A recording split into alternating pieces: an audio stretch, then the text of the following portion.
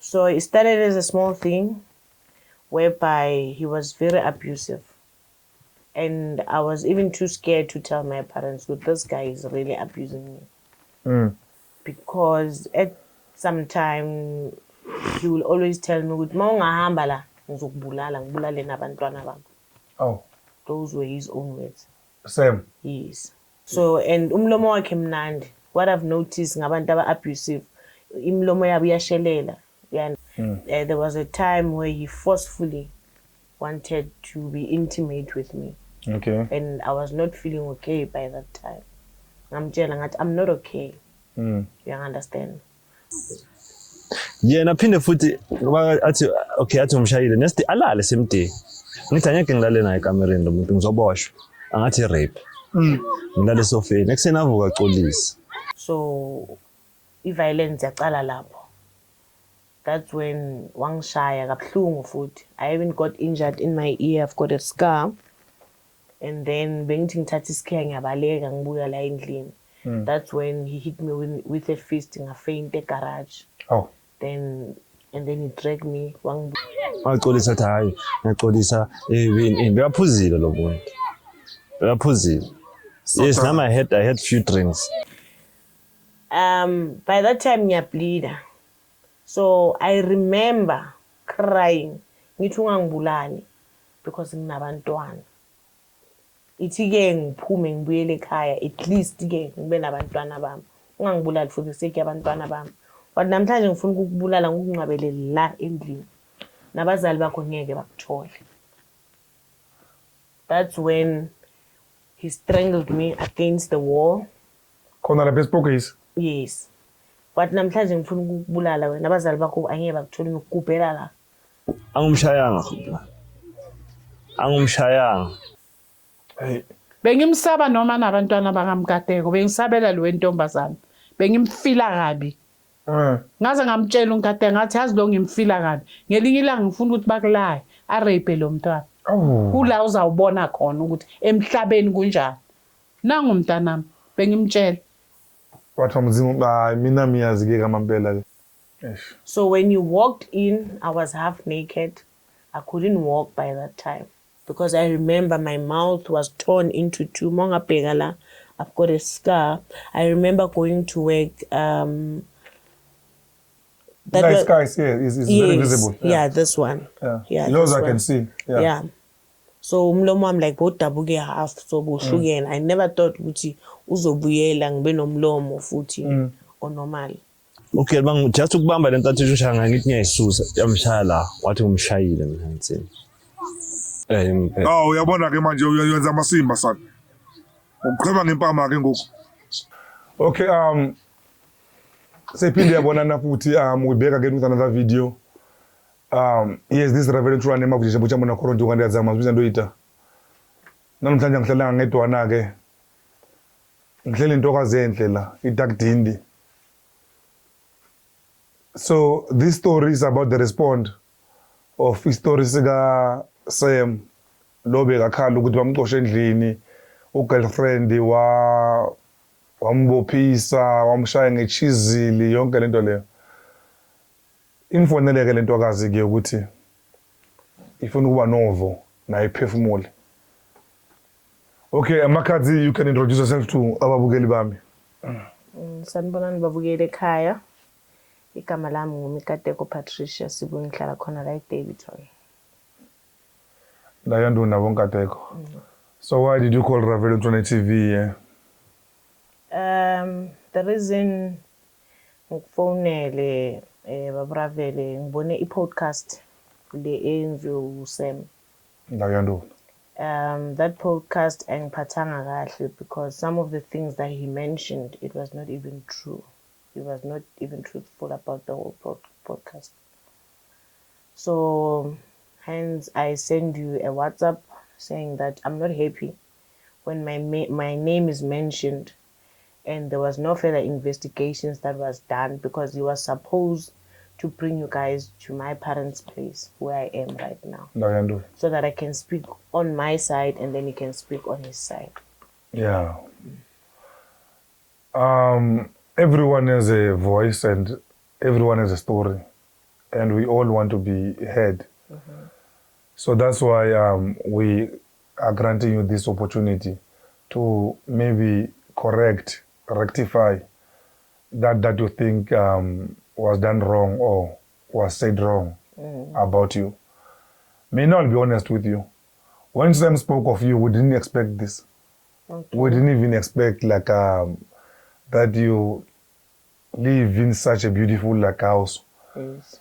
That you from this kind of a nuclear family that like we have come across Masfigala. See, now we know you as like we thought you just like some matlakala, you know. That's how Sam painted you to us, yeah, because we asked him, Uguti, why can't you go maybe like talk to this girlfriend of yours? Yeah, one, and then like he give you, Sam giving us like that kind of masporty woman, rubbish, you know, nonsense, yeah, one. Even myself, if you listen to me on that podcast, because remember, Mina stories years gave me, and when the story comes to me, Mina go with the flow. Yes, that's Mina go, our job is to give you platform. Guti, you talk, you vent, whatever. Like stories like oxygen. So Mina go look at there and there, yeah, one. okay. So I think there was somewhere where I was like really, maybe like tarnishing you, yeah, one. Satan yang wani yan. Right. So I'm sorry. I'm surprised. Like one, I didn't know what was yeah, I'm somebody which is like professionally, though we're not going to disclose what is but we know that you are a professional somebody. For the safety of my work. Yeah, and you work with people and like so forth, so on, yes.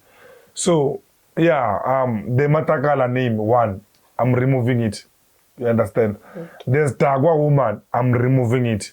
Hamor's woman, I'm removing it. Because now you know better. Zim. Right. Yeah, yes, zim. I even call you with that. Yeah, one. So you're not in Pemba. So I don't know where to start. Where, like, Sam says, umshayile chizile. You chizile like it's rape. Wapula. Wangbonisa whatever la maripsa walingani. Bang film tap bang shada ntombazana. I have the bruises. Bang tape ripslam alfan. Yeah, I see. Yeah. When I did pogi did. But what was I going to say? Me like I didn't see you, but because like you was emotional. Okay, yeah, I see. Yeah, but there was no damage anyway. Maybe, yeah. So tell me about like the incident here, Chisel. Okay. What happened? So, first thing I'm gonna say is sometimes we don't listen to our parents. Hence, you're saying Urundita from this warm family. Yeah, very beautiful. You know, when you meet someone, when they describe themselves, you think it's one of those men where they're intelligent at first. So it started as a small thing whereby he was very abusive. And I was even too scared to tell my parents that this guy is really abusing me. Because at some time, he will always tell me, oh. Those were his own words. Same. Yes. So, nihlangane kanjani no Sam? Because mina in my mind, I think it was like those kind of relationship whereby nihlangane eklapini or esportini mhlambe sithize. No, unfortunately, akekho umuntu ongagruvanga elifini. You understand? Nami I've been that part whereby ubuya ngo4 ekseni. But as a mother, ngithe mangikhula ngithola abantwana, I moved away from that life. Yes, ukuphuma ngiyaphuma when there's weddings, parties, family functions. But angihlangananga naye etshwaleni nje the way angimenshina ngakhona. No. We met nje randomly estradini and we started talking ngomsebenzi wakhe. No, usebenzele Eskom and stuff like that. Oh, hold on, who's working for Eskom? He told me that he was working for Eskom apparently. Okay. Yes. Was he working for Eskom? No. Okay. So bekakungena. Yes, it's something like that. Okay. You understand? All right. So and umlomo wakhe mnandi. What I've noticed ngabantu aba-abusive, imlomo yabo iyashelela. You understand? Like whatever they say, they picture this perfect profile so that ube kubo then uba trust and all that. You're going back like the word abuse. Another maybe like form or way that like he was abusing you other than the threat to go to abulala abantwana bakho. What else maybe? Okay. In most things, into wazenza kimi. I'm so sorry if my parents are gonna hear this. It's not nice. There was a time where he forcefully wanted to be intimate with me. Okay. And I was not feeling okay by that time. I'm not okay. You understand? Yena phinde futhi athi okay athi umshayile nesti alale semde. Ngithi angeke ngilale naye ekamereni lo muntu ngizoboshwa. Angathi rape. Ngilale sofeni. Ekuseni avuka axolisa. Axolisa athi hayi ngiyaxolisa bekaphuzile lo muntu. Bekaphuzile. Yes, now I had few drinks. So i-violence yaqala lapho. That's when wangishaya kabuhlungu futhi. I even got injured in my ear. I've got a scar. And then bengithi ngithatha isikhiya ngiyabaleka ngibuya la endlini. That's when he hit me with a fist ngafaint egarage. Oh.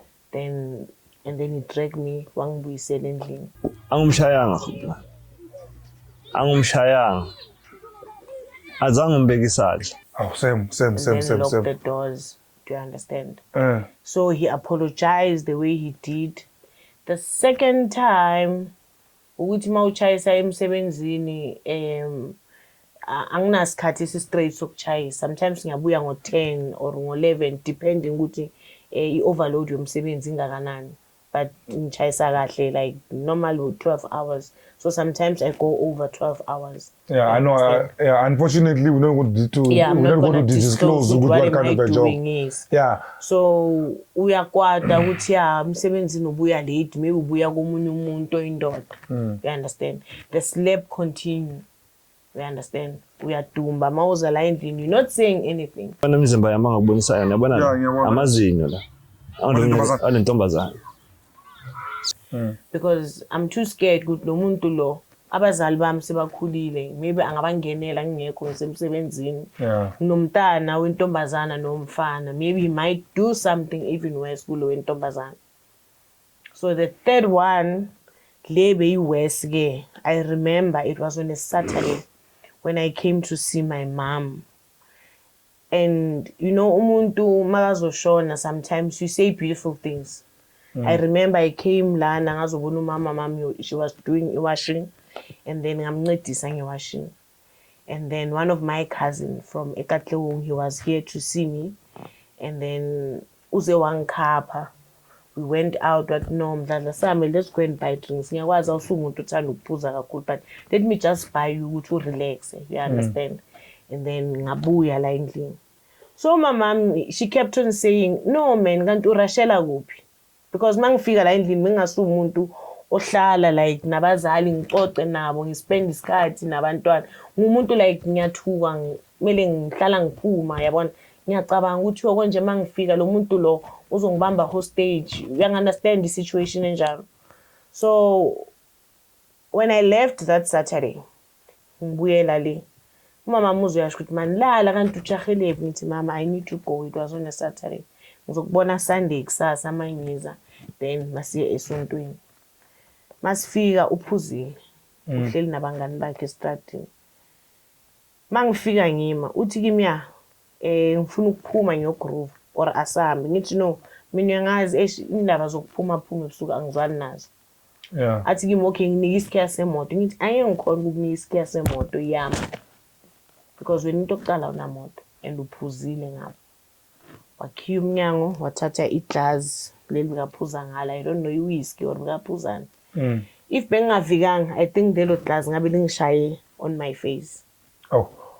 So he threw the glass yes laphuka onto you. yes so I don't know what happened but ngizibone nje ngivikile iglass laphuka Are we still talking about Semla? yes ngoba umuntu I was wearing a striped dress esi pink and white iroko nje ngithanda ukuyigcoka sama mashisi laze ladabuka thatha wangilahlela ebondeni fell down ungilahlela ebondeni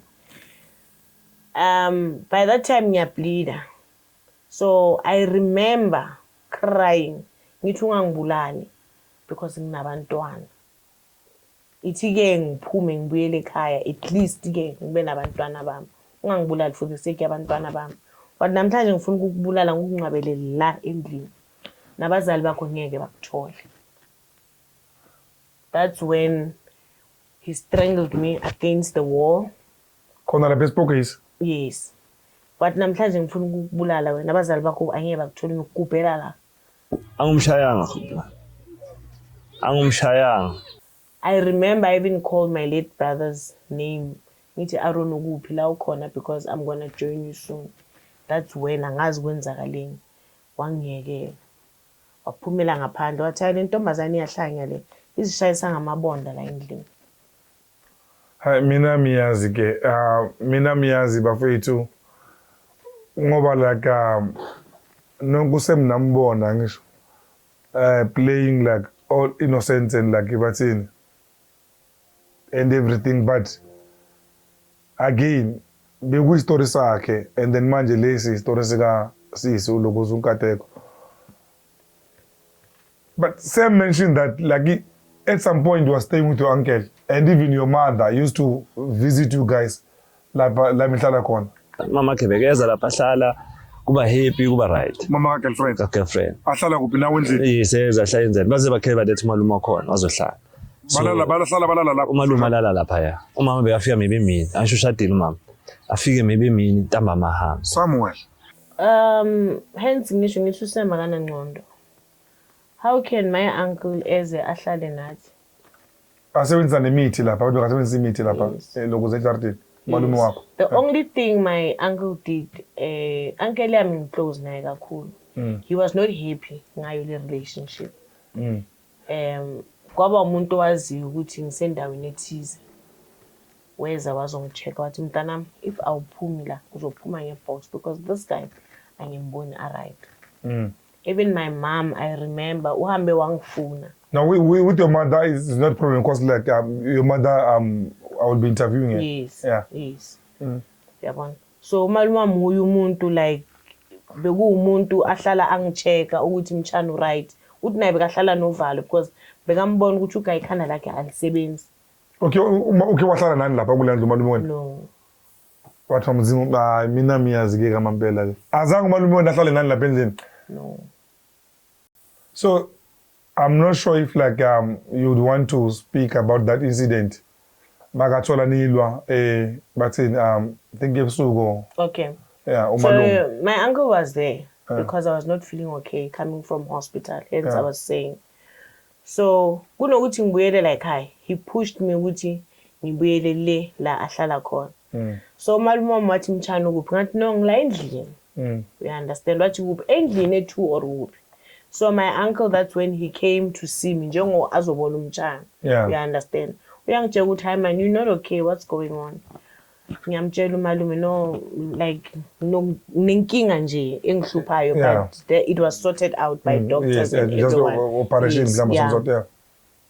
So my uncle when he was there wathi mchana namhlanje kuyala ukuthi ngihambe because umoya wami awukho right and you're not okay. Yeah. You understand? I know ukuthi ngihleli nani but I'm not supposed to be here. You understand? So mina I was the one engithe malume ngicela ukuthi at least uhlale nami because nami angikho right for that particular time. Yes, you understand. So umalume yena wanted ukuthi le ndaba le abize abazali bami ababeke in a picture ukuthi if umntanena nimlandi lapha yana uzophuma ngebox. So malume was just playing ipart yakababa because mina I know baba wenza izinto ngomthetho and he's a very strict guy. You understand? Akafuni into eziphume eceleni. Uno baba. You understand? So that same night, you know, mawunikezwa instructions from doctors. Like when you're taking antibiotics for a certain, or even flu, for an example, udokotela uzokutshela ukuthi you are not supposed to do 1, 2, and 3. You understand? Like a woman after giving birth, normally we are told or we are taught by our parents. Even my dad and my mom taught me ukuthi mawuqeda ukuthola abantwana, you stay for this certain months uziphethe so ukhulise abantwana. So coming from that, I think I was 3 days nguleyo I cannot disclose. So he forcefully wanted to be intimate with me and I was very weak. Uyabona ke manje uyenza amasimba sana. Uqheba ngempama ke ngoku. So I think my uncle heard me screaming while he was sitting in the dining room. When I said, Malume, ngicela ukuthi ufonele amaphoyisa because ngiyafa la ekamereni. So when he walked in, I was half naked.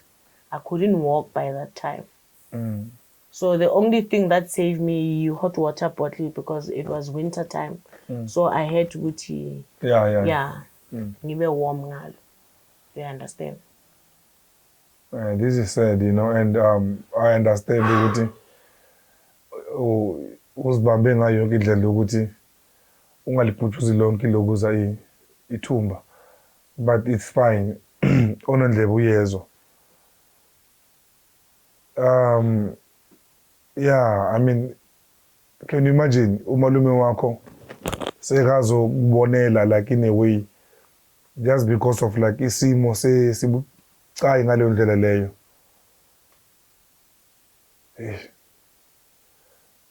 Sisters, you know what? Thina masiphuma la, the reason why sila David John enye it's not one reason why sila. Of course, we have many stories sebezozenza namhlanje like David John. But one of the stories ukuya kuSam, uSam, you need to ufuna ukuphanda nge-feedback yokuthi kwenzakaleni since besinaye, and to be quite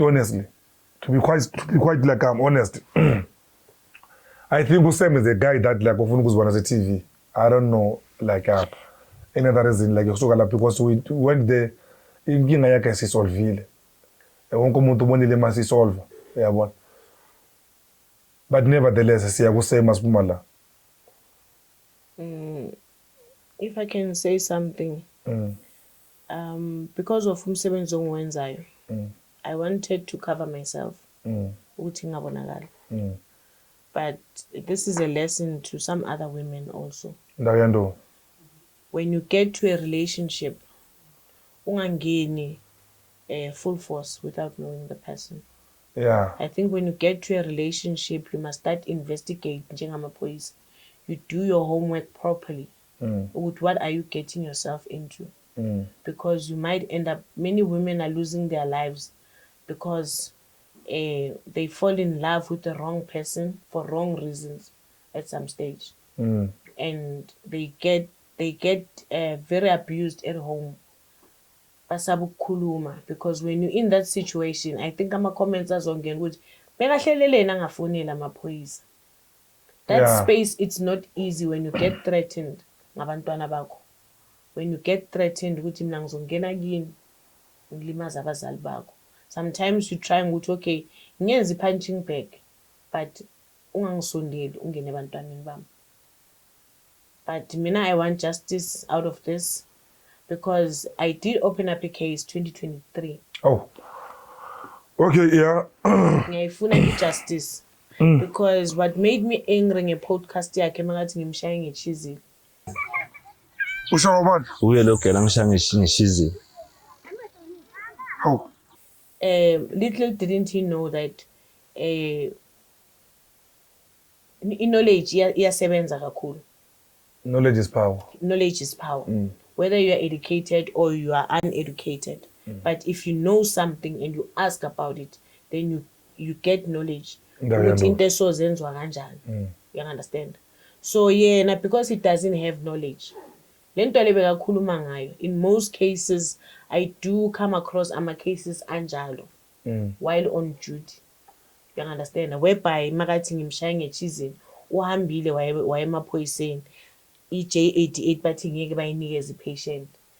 SAPS members, they give you that J88 running, but it's not J88. The only thing you don't have to do, don't go to your GP okwaziyo because angabhala namanga ama-injuries wakho. Yeah. They send you to a clinic whereby you'll find a doctor who's dealing with GPH. Yabafazi. Yeah. That's when I went. I am on a medical aid, but the SAPS engiyitholile ingincedile kakhulu. It's just that I cannot remember her name. Uyongithumela clinic wathi ungayi to your GP because i-GP sekakwazi uzogcina abhala i-history engekho or abhala ama-injuries more. Understand? Go to someone ongakwazi. So I went to Davidson Clinic. An Indian lady helped me that day. And then I went back to SAPS. The very same lady, I think he is qualified to counseling and all that. Yeah. He took me to the room because I remember my mouth was torn into two. Monga pegala, I've got a scar. I remember going to work. Nice guys, yeah, it's very visible. Yeah, this one. Yeah. Yours I can see. Yeah. So umlomo wami like bodabuke half so buhlukene. I never thought ukuthi uzobuyela ngibe nomlomo futhi onormal. Okay, bang just ukubamba le ntathu ushaya ngithi ngiyayisusa yamshaya la wathi umshayile mina ngitsini. What causes that injury? It's the last assault yaka Sam. The one that made me to wake up manje ngithi you know what, smell the coffee, move out, go back home, apologize to your parents and then start a life with your parents and your kids. So ngivulile i-case ngithema ngiyivula i-case eDavidson, that lady ungineze counseling first because I was very emotional. I was very emotional, I remember. And then wathi kimi ukuvula le case le mawubuya uthi uyayicima uhlala wazi ukuthi lo muntu uzokubulala because mawuyicima le case uyazi ukuthi ayikho enye into amaphoyisa abazomenza yona ngoba will go back kuwe sithi mara wayivula i-case uphinde wayicima futhi so bothi simbophe kanjani ngathi this time kukimi ngiyayivula le case ngifuna aboshwe lo muntu. So there is a case oyivulile is what you say. Yes, against in Usem 2023 on the 18th or 19th of March if I'm not mistaken. Is the case still on? Ube waboshwa. So mina I played my part. Ngidlale namaphoyisa kakhulu whereby mase ngibuyile la endlini mangibusy ngale case. No, continue. Don't worry about me. To the police station. Continue. I went to the police station ngabuza ukuthi case ihambaphi.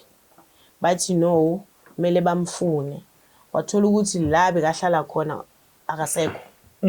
Ngezwa mina bathi ayi ubalekile ngoba usaba ukuthi ufuna amaphoyisa. I think someone area bamtshela ukuthi lo muntu ukuvulela i-case because I think SAPS members ama-CID they went there I think 2 times bangamtholi wabaleka. So he called me athi no ngisendaweni ethize. Okay, la ngifonela ukuphi ngisemashangani eze ngimthengela ugwaye eze azongibona lokho uyabhema uyaphuza uyalumana uyashizilana. Yes. Okay, now sisters, my question is when I'm telling that I'm going to like Sam for the update or like to hear what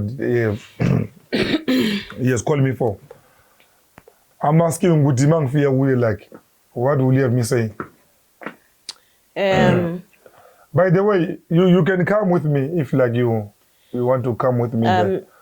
Into engifuna kakhulu kumbuza uSam ukuthi why mele angihlambalaze kangaka ekubeni uyu umuntu ongilimazile. Yeah. Elifini yami and I never said a word. And I'm never after him. Even now I don't care about uSam ukuthi wenzani kuphi. And the second thing ngifuna ukuthi namhlanje we go back to a police station. I want justice for case yami. Welele. Because and ukhulume amanga ngami. And you know when you come after me alone. don't put my parents ku podcast yakho so that uzoba famous ku David Onyonke.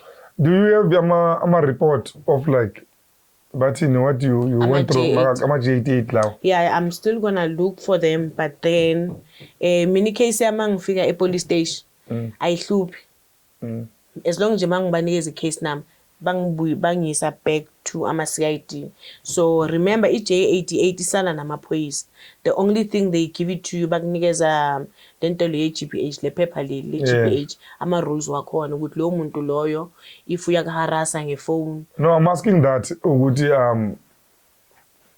reason when I'm asking you ukuthi do you have a medical report of like law assault law?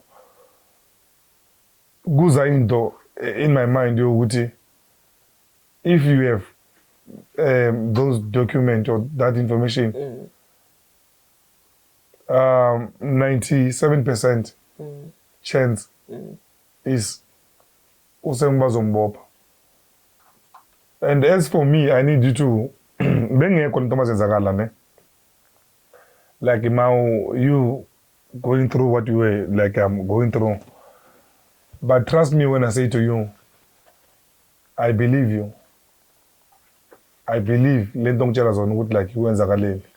And I also understand ukuthi why boloku hleli kuloku kubheda kunjalo. I mean, we do stories day in day out. We do this kind of stories. There was a lady khona like David Tony bese interview abused her boyfriend yakhe. You could feel it lo mntana makakhuluma, and she was not telling the entire truth. Only masihlangana ne community umphakathi walapho masokhuluma yena noma makhe angazi ukuthi like this boyfriend of yours ukuthi banenzani, is there a spell that maybe like they get to cast upon you nibe suppress ningakhulumi ukuthi like siyenzwani kwenzakala ini kanjani ini. That child mangimu interview our sisters, trust me, I could feel it. Whatever it is bigger than this at all. Even today, maybe I'll do part 2 with the umele visit like sikhulume ukuthi kwenzakaleni after asitshelile ukuthi story sakhe at all. So mina I believe you. I believe in those khulumayo ukuthi what you have went through, and I believe ukuthi bolimala lapho bokhona. I'm just happy that today you're free. Mina into engifuna ukuyenza angizikhavaranga ubuso because ngifuna David Onyonke ngibona or isprayed sonke. By the way, I'm from Katlong. Ngifuna nje my sisters out there mawubona ukuthi this is not right for me, leave. But it's never easy to leave. Like this girl, I know. Empilo yami khulumane nala ngihlala khona manje akukho right, understand? My sister, mina my question is wena you've been through lento le, you understand? And I know ukuthi kunezinye izinto ukuthi like awuskiphanga like zonke, uyathola. Ngiyazizwa kunento ongazikiphanga. Yeah, privacy for but it's fine. Yeah. But now lento enza ukuthi ningaphumi kahle yini? I hear you saying ukuthi maqala ukuthi uphume, but you were in that situation. Sinizwane for how long? Zangisona isikhathi eside. Sicelela stuff last year. How many months, how many years, how many weeks? Isikhathi eside esincane ngicela ukutshela sona kanjalo. Ngasho ukuthi boma 7 months. 7 months. For how long? Is it month, year? It's almost a year and couple of months. Almost a year and a couple of months. Yes. Okay, there are those who will stay for 10 years, 5 years, but a year and a couple of months will cut you some slack. So, yini into enza ukuthi ningaphumi mani lapha? It's a very easy question. Not to come out. Yeah. I'm not even crying about this. Yeah. Because now I've got healing inside me. Now I don't get the abuse because I need a brighter future for myself. I'm not gonna stick to same ngizwangishaya. These people might do fucking bam. Or whatever the case may be, uzolala nawe ngenkani. Because no, it's a no, whether we're dating or not. Yeah. No, it's a no. Makaqeda kuyenza lento ayenzayo, whether it can be an assault or a rape, these people they will go onto their knees. They will cry. They will cry. I'm talking about Usemla. Sam can cry. Usam can go into his knees and cry and pray to God and open up a Bible. Athi uNkulunkulu ngixolele kule mpama le ngimfake yona or umdabuleli impahla ngithi ngifuna ukulala. Sam can cry, go on his knees, akubambe nezandla, ngiyaxolisa. These people they will ask for forgiveness. In a way ukuthi nama sowuhleli uthi yo mangamgcwelela uNkulunkulu la uzongishaya. But time goes on, these people they make you miserable. You're not even smiling at work. You even forget about gqoka makeup, ube muhle, uhlale look outside kujazi ku bright, ku right. Usaba nokubheka a male friend because uyazi mawufika endlini impama zokufaka yona. It's a problem. You can't even go to gatherings because if khona abantu abakwaziyo lapho uyangunderstand isuka ibe inkinga futhi. Uyazi ukuthi impama or uzokuvusa vuka sikhulume ngo2 that you going to work by that time. And akasebenzi lo yamuntu. Ngimzwile athi mina bekathi uzongibhadalela irent. Ngayiphi imali? Ngabe ngisitshela ukuthi yazini ayohlala erumini ngizolibhadala 1 month or 2 months then ngumshiye. Qala impilo yami ekhaya kabusha. Keleze namaphoyisa. I was arrested. So lamlisa unamanga. Yabona if you can call Eskom today. And umfune laphayana. Ukuthi has he worked? Mina I did my investigations. He never worked for Eskom. But anyways, my sister, And he must stop harassing me. Davidson Molionke because ngiyaziwa because my late brother bekumuntu wamazi. La ngifika ngipaka khona imoto. Sister phela bekala ubuza ngawe. That guy must stop it or else I'm going to take it further. Because ngelanga bebi ngizobuya emsebenzini. Angimele gate. Angilimaze, you'll never know umuntu ucabangana. Umuntu ke wakulimaza kayi1 for the second time is going to kill you. Mara ukulimazanga kayi1 wena mos. Yes, it's more than once. But the last assault bengilimele kakhulu. The last one bengilimele kakhulu. You know, Nkateko, let me talk to your mother, ne? Let me call like upon the mother ngizumama uthini with what you have went through. But unless you don't we add maybe like on this story, you still have right to go to we add. Yeah, what am I was I think right now call. Anything you want to add? No, it's just that sometimes it's very painful ukuthi abazali bayise esikolweni with their hard-earned money and then you find a stupid guy like Usam and then you become a disappointment to your parents. That's the only thing I can say. So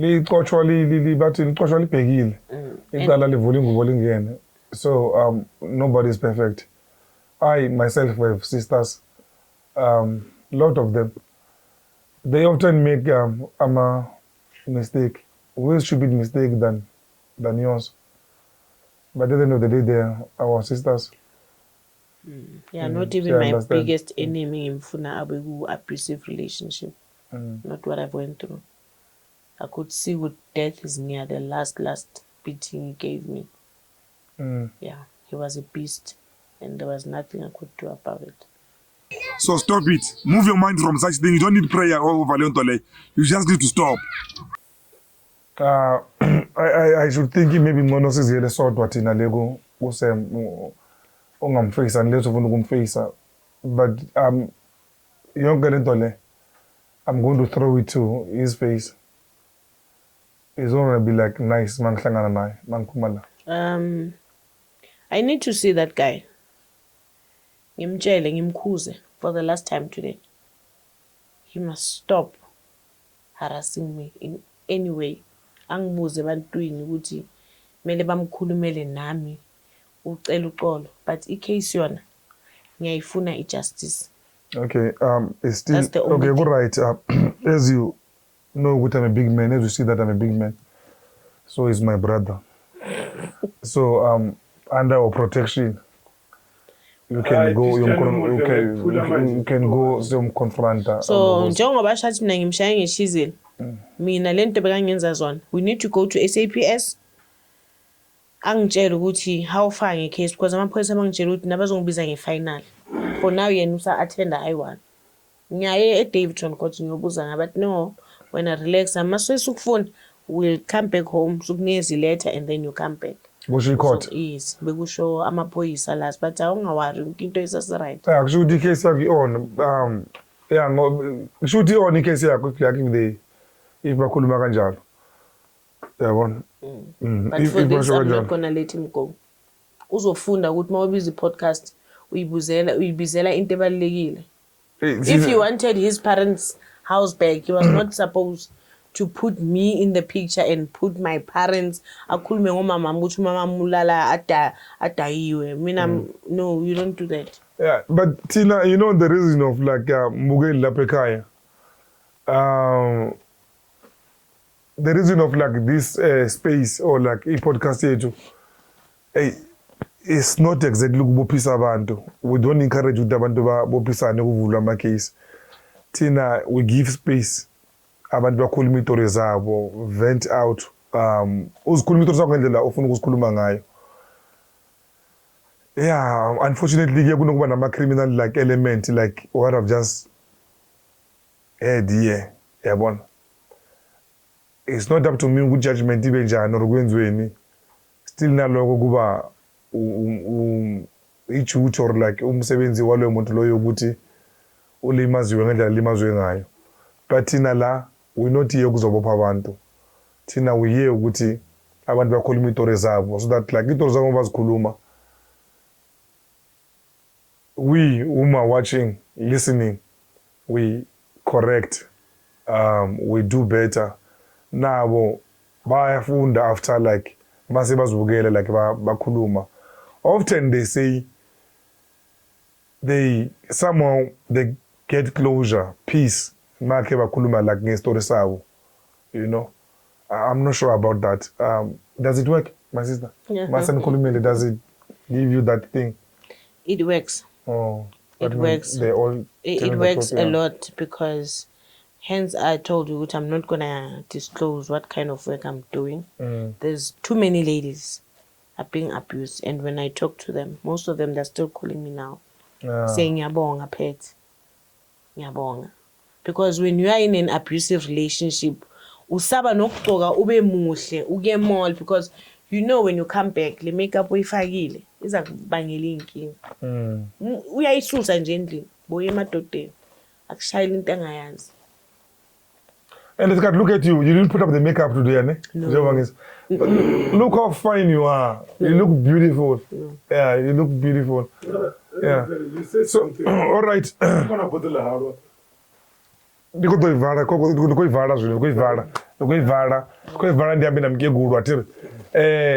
This segment iti ukuyiphoza kancane ngikhulume nentombi endala engaphathanga kahle ke neze ngalesimo lesi. So ngizoyeka na izizophefumula ke la. Yeah. Ngokana ama seat belt ke ngilethi ganda. Umama khona ngizi kuwabuza ukuthi kwenzakalani. Then when you are the one to be blamed. I did everything for that family.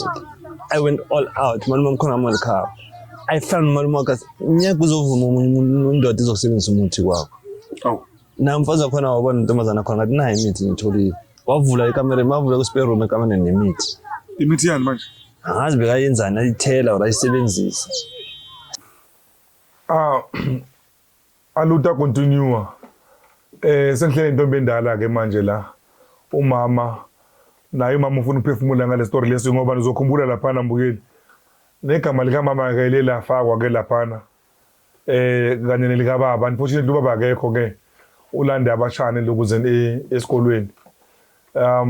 Uzokhumbula kahle ukuthi mase interview yosemyo waveza ukuthi uye weza la endlini wazokhuluma nobaba and ubaba wamnika ama blessing ngaze ngabamba wasenzansi manje mina ngaze ngabamba umlomo wasenzansi ukuthi is that such thing possible now ukuthi uyi-boyfriend nje kuphela ngokwesintu vele nje uyobona i-future babiyazala ungathumelanga labantu labadala na kuyenteka na. But anyways I take comfort on ukuthi sisegoli la elokishini into zimane ukwenzeka.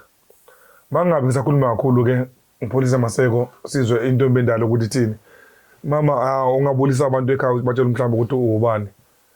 Ngiyanibingelela nonke emakhaya. Emini libalele umama okhulumayo uChristina Siboyi. Umama kaNkateko Siboyi. Ndayandona. So yes na nibone podcast umkhonyana Mbumbulo akhuluma lokho akhulumayo ku podcast mayelana nendodakazi yakho nawe futhi kanye nobaba nomalume. So uNkateko did call us during the week ukuthi no she can't let it fly. She wanted to respond. Yes, qeda ukukhuluma noNkateko, but then we think it will be always good ukuthi nawe sikuzwe ukuthi like wena uthini ngalo daba lolu na. How do you know Sam? uSam ngiyamazi ngokuthandana noMkateko. Mara uSam ekuthandaneni kwakhe noMkateko bekuwumuntu bengamtrust. Bengumbona nje kuwumntana oyisigebengu, umfana oyisigebengu owakwabulala abantu. Ngoba uthanda ukukhuluma izinto phambili, uyangenelela. Mangabe ngisolve izinto noMkateko ngihlangana nabo, yena is the first one. Uzothi mama seyisolvekile, mina ngizayisolva le ndaba and ngicabanga ukuthi uNkateko njengoba hlangana nawo uMoli ngimnike nalendi yasekhaya ukuthi kube yakhe. Ngithi umnika kanjani indlu yaseMadala House? Ngoba indlu yaseMadala House ibelonga ku family esele, abayiniki umuntu indlu yaseMadala House. Yekela uMkateko azenzele ifuture nabantwana bakhe. Wena ublock uMkateko ngento eziningi. Usembe kuyisigebengu noma ekhuluma athi mina ngiyaphuza. Uke wangibona ngiphuza utshwala mina or ahlangana nami eMoli ngiphuza utshwala. Akakaze mina hlangana nami ngiphuza utshwala. uSam ukuze ngiyazi le ndawo yakubo ngangitshelwa abantu engisebenza nabo bathi khona intombazane ekhulunywa ngayithandana noSam, bathi uyidla imali utshontsha nekhadi lakhe aphuze ngale emini. Ene for sure bekuyiqiniso ngoba umntana mbe ngimbona zaphele na imali yepetrol. Angifonele mama awunamali nyana lapho ngizothela ipetrol ufuna ukuya emsebenzini. Ngithi imali uyenzani? Buya ekhaya, buya endlini, uhlukane nalomfana. Akana future lomfana, akaholi maruthi usebenzela uEskom. Kanti unamala. Unamanga. Ngaya lapha yana eSwazi bangibonisa ukuthi naya indlu. Mangifika lapha yana ngathola ukuthi le ndlu yathusa le. Ngasaba nokungena. Mangibona umntana amaphakathi kwalendlu. Ngathi mntanami kula uhlala khona uyalala ubuthongo la. Ngathi bona ekitchen kunemagubane afele endlini. Mara uyalala lana na. Welele. Napha kuthengisa insanga eJardini. Into yangidina kakhulu kuSam ukuthi bekanesandla. Amshaya enowamntana uyafihla ene ngimbona ukuthi uyamshaya. Ifight yabo yokugcina kulamshaye kuyiSunday.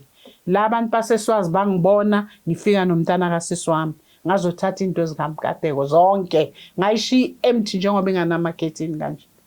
Sekazenza umama walapha amtshela ukuthi makapainte le yandlu. Ngathi wena uhlule yini ukupenda lento? And ifamily akafuni izwana. Ngathi manje mawungafuni ukuthi umntana amazwane nalo sisi lo othi usisi wakho emkhukhwini nizawuphila kanjani eJardini? Ngoba fanele azwane nesikoni sakhe. Akamfuni lo sisi. Uthi lo sisi uyaloya. Ubani uthi lo sisi uyaloya? Usembe kathi lo sisi akamfuni ngoba lo sisi lo ungumntakati. Ngathi mntanami akho future la. Ngathi phuma uhambe ngiyakushiya. Ngiyahamba ngekhaya. Sala nalo Sam wakho. Uphume sekukubi sengamthreatenisha. Bekamshaya njalo. Angimfuni. angimfuni ene naye umkateko icase baba angayivali angimfuni umuntu wokuthi ahamba yophila ejele ngoba usazayithola enye intombazana aphinda amenze netso ambulale hey bengimsaba noma nabantwana bakamkateko bengisabela lo wentombazana bengimfila kabi ngaze ngamtshela unkateko ngathi yazi lo ngimfila kabi ngelinye ilanga ngifuna ukuthi bakulaye arape lo mntwana kula uzawubona khona ukuthi emhlabeni kunjani nangu umntanami bengimtshela ngithi chubeke ukuthi ubabakhe akusubabakhe lo alokathi bantwana bami bekamsupporta ngayonke into kwasinkwa kwayonke into kwakudla inyama bekacala ukuyibona njengoba unkateka ahlala naye lapha that's why bekadla ngathi kilikhodlo once asapheka sekase kitchen ukhipha inyama ukhipha amapapa uyadla leso sikhathi mara fanele aphakela abantu ngambona ukuthi no lo mfana lo khona into wrong hey manje ayikho into engizoyikhuluma noSef manje lo mfana wangitshela mina ungitshele mina emehlweni ukuthi okay weza la endlini azokhuluma no ubaba kwakho baba kaNkateko asking for angazi i-reason mara ngathi ubaba wamtshela ukuthi like he has blessed them namanga ngangenza iwashing la ngaphandle kuseni makafika ngizitshela ukuthi hayi umuntu ozoconnecta ama lights ngoba sifuna ama lights ku dark ngapha ngaphandle makafika wathi kimi uphi ubaba ngathi ubaba uyageza makaceda ubaba uyahlala e-dining room umama intombazane ithi kimi yazi mina siyamse kufika isikhathi sokuthi kumele ekhaya bakwazi understand ngithi kanjani athi you need to go as a man ukhulume nobaba if baba manje ufuna ukubona abantu bakini uzobaletha abantu bakini beza okay angenze lento intombazana ngithumeyo ungakaloboli angayoloboli okay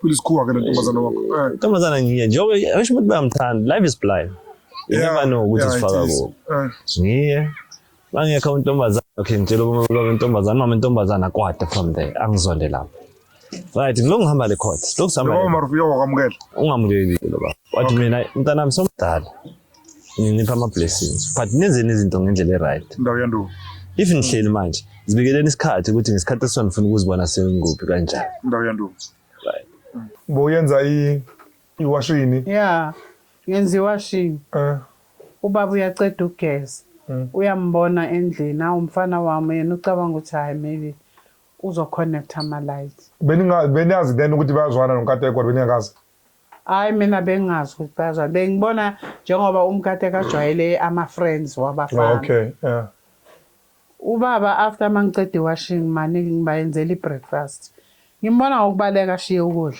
athi ngijahile 10 o'clock ngiyangena hawu 10 o'clock uyangena ungadli nokudla athi no ngizonibona mama hayi ngithule mina ke mangiphumela ngaphandle ubaba uyangibiza uthi ihlala phansi lo mfana lo uSam ungitshela ukuthi uze la ekhaya uzocela ama blessings ayiwana ama blessings ngimblesse ukuthi yena noMkateko bayathandana athi yayenzwa leyo nto leyo ngesinto ngoba mina bengazi ukuthi ujona noMkateko uthi ubonakala ngokubaleka mangithi ngiyaphuma la ngiyamlanda wamisa itaxi ngespeed wahamba inhlolo yamathaka wabe wanyamalala uSam azange ngiphinde ngimbone empilweni yami ngimbone after sebalwa sekashaya uMkateko ngiyolanda impahla leshiva chibimbe ngamgcina lapho azange ngiphinde ngimbone azange ngiphinde ngimbone lo mfana unamala man and angifuna ukumbona futhi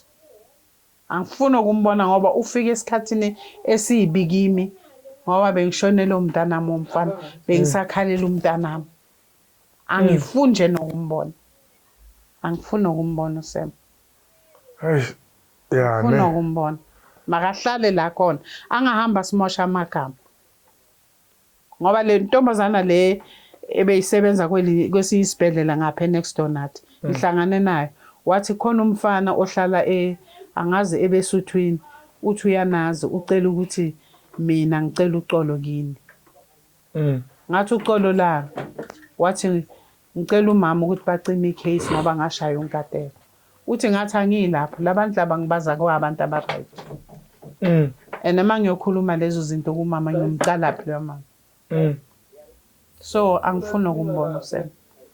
Angifuni nje nokumbona. Makahlale la khona. Bekadla unkateko nje imali zakamkateko. Angifuni nje nokumbona. Bekavala ifuture yomntanami. Angazi umphambili nomuva ukuthi kukuphi umkateko. Mawukhuluma naye uyasaba. Mama sengiyahamba. Ene yena akafuni ukuthi yena ahlangane nami. Uthi uhlangana nalo mama akho lo thakathayo. Awumboni mama akho uthi uyaloya. Ngoba ungibona ukuthi ngihamba isonto eli strong elinomoya elimbonayo. Bambona vele esontweni. So, mama ke, how did it feel? Like mawubona umntana eza ashayiwe mhlambe ngoba ngiyasola ukuthi mhlambe ngasikhathi makashayiwe she will come back home maybe. Hayi. How did it feel? Hayi inhliziyo yami beyibhlungu kakhulu. Inhliziyo yami beyibhlungu. Mangimbona avuza amagazi inhliziyo yami beyibhlungu. Plus she's your only child now. Yeah. After ukuthi ubhuti wakhe ashona. Yeah, ngize ngamtshela ngathi tanami ufundile. Isifundo leso sitholile. Ngoba manje usele uyi1. Ngisho nakwamanye amantombazana asahlala nabafana angamlobolanga angamkhiphelanga next. Ene abafana bathatha ama chance uma babona intombazana inemoto. Yeah. Uma ambona ukuthi every month uthola ipay. Dayando. Ufuna ukudimanda kuye. Yes. Sekawela kuye. Yonke into bekacela anganamahloni. Acele izinto kumkateko phambi kwami. Ebatho. Yeah. Anganamateki. Ngiyabona namateki usawagqoka namanje. Ngifuna ukuthi awagqoke azabe ekhehle. Athola ipension, athenga amanye amasha. Umntana mawungena lapha emall wamthengela iteki. Ngathula ngathi du ngathi yazi so manje uyamthengela ngoba kana sicathulo. Mara umuntu osifazana akamthengela indoda isicathulo. Yeah, makathi ngicathulo udibaleka. Ngathi hayi umuntu oyindoda akathengi isicathulo. Ngathi umuntu owesifazana akamnika umuntu oyindoda imali. Athi thatha. Awumniki uzivalela inhlanhla eziningi. Ngoba lento ngeke iphinde kushada. Angeke iphinde kushada. Usembeka abusive and bekazifihlile. Usema kangaguca lathi oh mama ngiyaxolisa. Mama lela ngashaya umkateko bekakhala inyembezi. Umntana kasoswami sakambambe ngamashini. Athi ngizokubulala wena. Yeah. Umntana kasoswami sekathula yonke into nje. Abo mattress bengubaguga ngingazizwa ukuthi ngigugu mattress ngiyi1. Ibase no mattress. Samshiya ngana next bekangana next usem. Ngisho nekomishi lokuphuza itiya bekanganalo. Kwasala amagundwana masesithuthile. Angazora uthwele ngawo. Bekwaloka khona noma unkateko afika nje amagundwana. Bewakhona kusho ukuthi angithi uyazama ukuclean. Mara igundwana phela liyazazi la lihlala khona lisuki. Liyazi ukuthi lingena kanjani. Sawathola afila yibhoko khona ngathi kufe namagundwana. Yeah, samshiya kanjani. Sabuye ekhaya. Awutsamaya kubona mtswathi. Msama kubona. Yeah. Yeah. So now that like siphila chance ukuthi na ubhodle uphefumule ngale story lesi, how do you feel? Hayi ngifila kamnandi. Ngifila kahle ngoba la hamba khona ukukhuluma ngathi. So do you think like we did good Tina? Is it fair ukuthi size sizo? Ihlelo lenu ngiyalibonga ngoba nize nasilanda endlini. Dayando. Yeah, ngendaba yokuthi yena ukhuluma amanga. Nafuna ukubona laba bantu abayidakwa. Abo matlaka labalala ngotshwala babuka ngotshwala. Ay. Angazi mhlamba kunento ofuna ukuyeda before ngivala na. Hayi, mina ngibonga kakhulu. Iphodle kwazwakala into bemhlophe. Ngiyanibonga abantwana bami. Dayando. Ngiyanibonga. Nifundisa wonke umuntu. Lento eyenzakalayo manje enehamba nithatha izitori zabantu nathi sibadala siyazibheka kwabanye abazali zibhlungu ngoba umntana kunabo ufelana umntana umbona bamthatha bamlalise ku 2 plate alayite igesi umntana umuntu ashone oramgwazela esigangeni ajikena baleke ungathakamazi ifundisa amantombazana kubazali sibhlungu ngoba abantwana bethu abafuna ukulalela. Mina ngiyabonga ngoba wami umntana ongilalela. Wayibona ukuthi wrong. waguca phansi kimi nobaba wathi bazali ngicela uxolo ngeke ngiphinde ngiyenze lento yeah bekathi uyazama mara ukuzama ikuphi ngoba indoda fanele izibonakalise ekhaya mayizibonakalisile noma ambulala siyazi ukuthi ebekahlala la uthando besiyomfunaphi uthando mama uthando like bathini lukuvala amehlo uthando aluboni uthando lufuna kwalo like I said earlier on ukuthi I think kwenye into unkateko she has to go out there awuhlangana nama wrong turn ama rough rider angisho la muzi nandathile lapha kuleya muzi ngaze ngasho ngathi la kuse Baghdad ke la yes I call that house Baghdad so usaba nongena egate so she had ukuthi naye akaphume la esikhona manje ngoba la ukunje kuphela unfortunately ke lo muzi ngeke ngikhiphe ecamereni due to amareason athize na umbukeli lapha ekhaya bozozibonela kwamedemo ke la ngize ngacela mhlawumbe ungaqela mangena ngekitchen ngibuza ukuthi icathulo mhlawumbe ngisishiye ngapha wathola ukuthi abantu bakhona abanobuntu kwathi hayi wafaka lamaguzu wakho ngena ngawo bona inkinga kuhle la kubukhazikhazi la sikhona khona la asikho futhi endlini la serumini elithize kahle kumele ube room likankateko mara naye kuthiwa akalali lana ngisho mama naye ulala endlini unkateko ulishiya la endlini so it's quite a big room. It look like 6 by 4 meter and it has into just bukhazikhazi naye umfana ubantu bekade discipline mhlambe kuhlala kahle la usembantu bekade discipline mhlambe makazitshontshe babatshontsene hayi kubu right kakhulu ke la but anyways ngiyabonga mina ukuthi nikwazi usifike la nikhulume ni bathini nibhodle nani